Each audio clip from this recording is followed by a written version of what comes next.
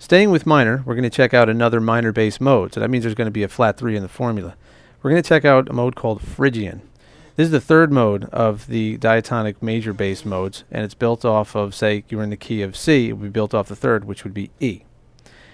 The way to do that, though, is take a major scale from that degree. Say you're in C, you take an E major scale, and you perform the parallel major comparison trick, and you apply the formula, which is this. Phrygian is 1, flat 2, flat 3, 4, 5, flat 6, and flat 7.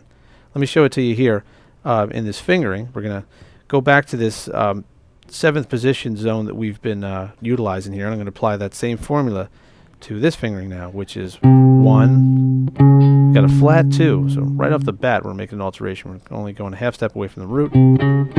Flat 3, as we saw in Dorian.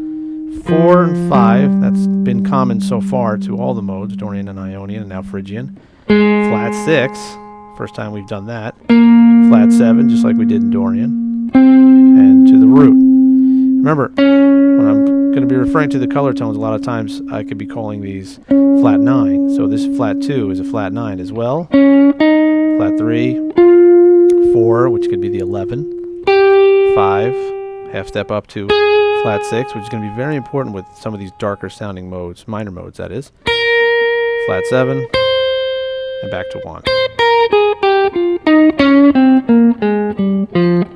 Check it out. That's going to be very important, that half step to the root. So what I'm going to do for you is I'm going to put this into 2 style settings. We're going to start off with a metal vibe, an 8-bar metal loop, and then we're going to put it into a Latin rock vibe. In both instances, Phrygian sits very well into these 2 styles because in both instances, a lot of times you're going to hear chords that are built on that flat 2nd degree, which either will be power chords, which will happen in the metal thing, or they'll be major triads, which is what will happen in the Latin rock thing. So let's start off with metal, and let's see how these tones sound texturally against what's going on in the background.